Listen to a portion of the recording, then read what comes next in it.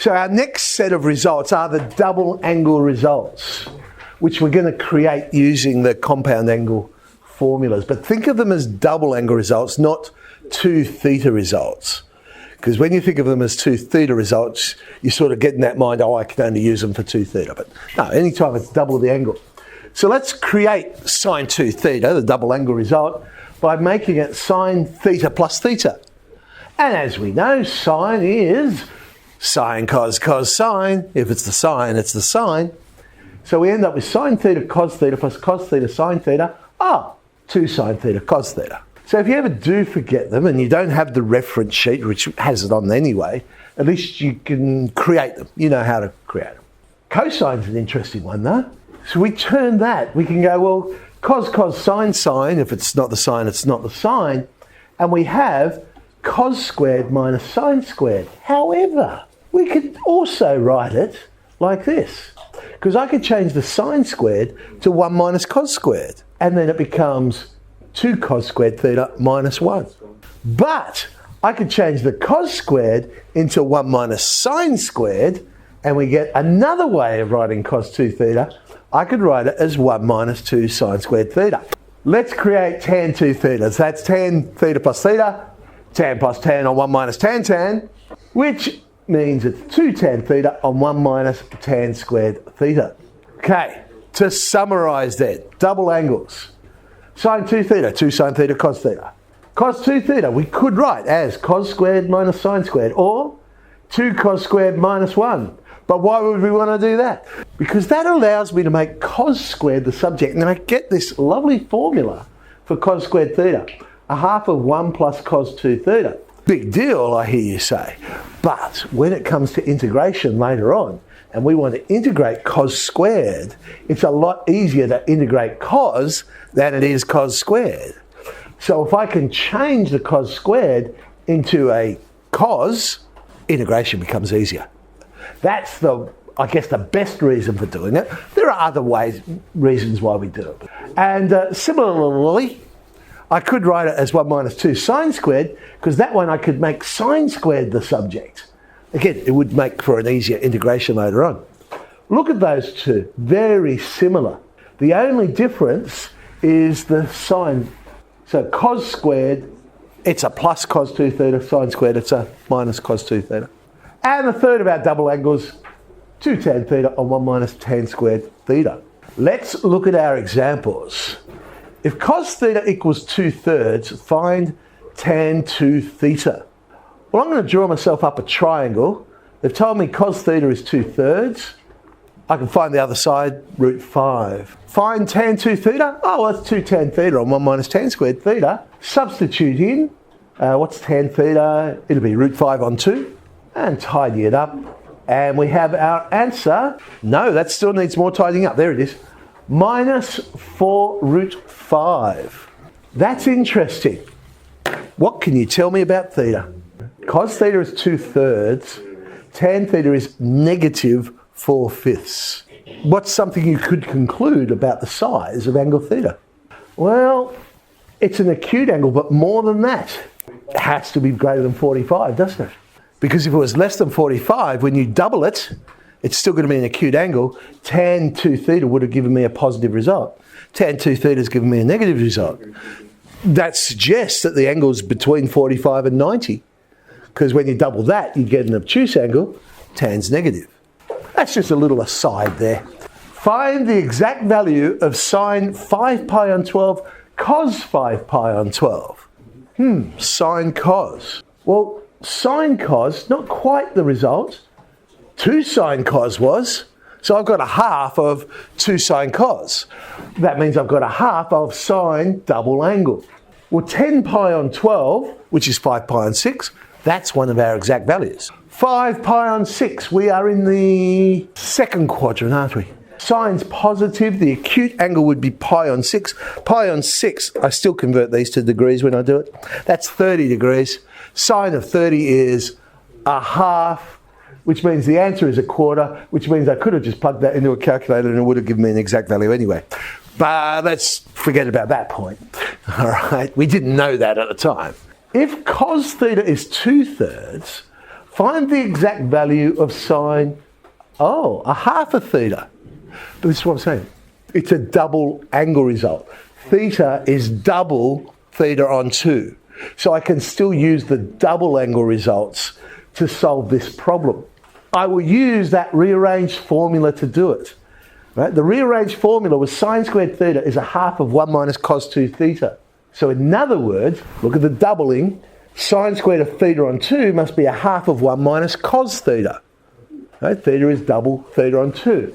I can sub in cos theta is 2/3. I now know that sine squared theta on 2 is 1/6. So sine theta on 2, the exact value, best I can say is plus or minus 1 on root 6. I really have no way of telling whether it is positive or negative because I don't know enough information. See, they're telling me cos theta is 2/3. Fair enough, if it's an acute angle and I halve it, I would get an acute angle. So yes, it's plus. But what would happen if maybe I've gone around the circle twice and I'm talking about an angle of, 400. Yeah, 400. Cos 400 would be positive. But when I halve it, I get 200, and sine of 200 would be negative. So I don't know. Unless they give me more information, I don't know. Is that plus or is that minus? So I'll put down both. They're both possibilities.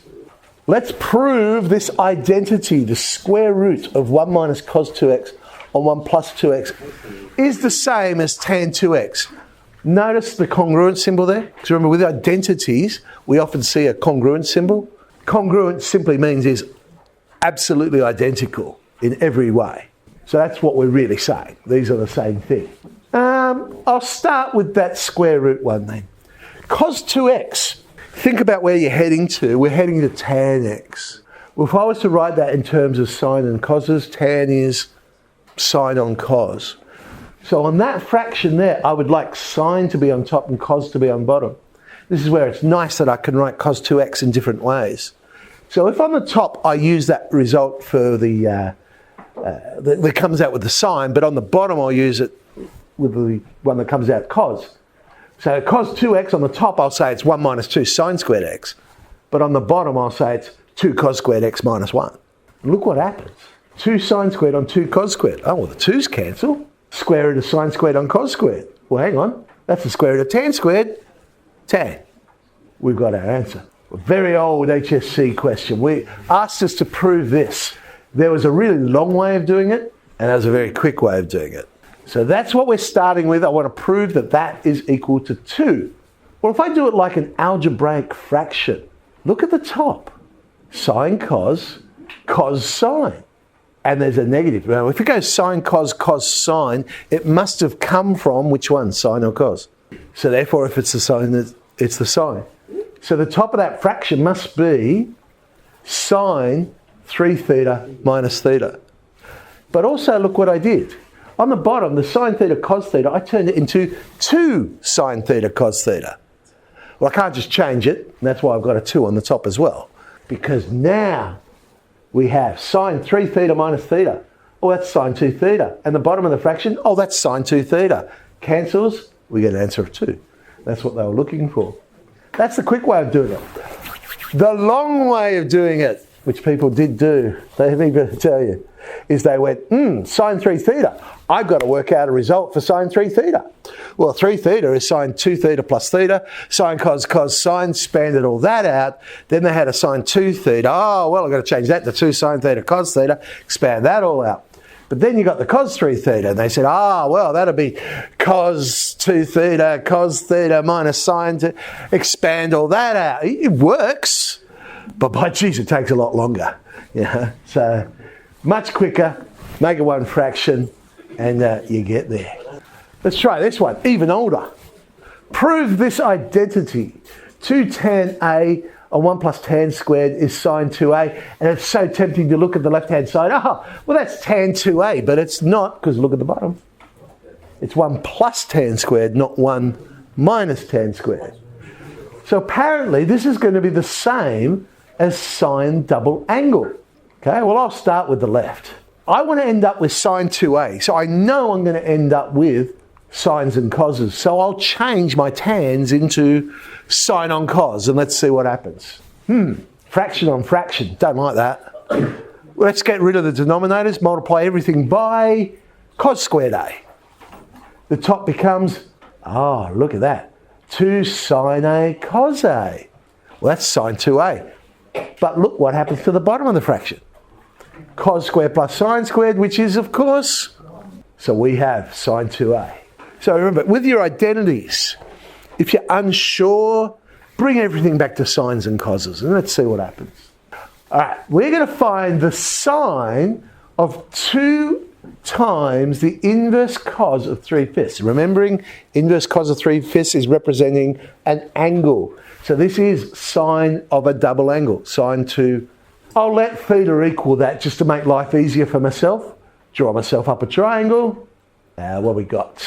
Other side is, oh, of course, it's our 3, 4, 5. That's 2 sine theta cos theta. Read off my triangle. There's my answer. Let's have a look at example 8 there. The inverse cos of 2 cos pi on 3. It would be lovely if we could just factorise the 2 out and go inverse cos of cos and it's pi on 3. We can't do that. Fortunately, this one is an exact value and I can go, the cos of pi on 3 is a half. So really, this question is just saying, what is the inverse cos of 1? And the inverse cos of 1 is 0. Drops out quite nicely, that one. All right.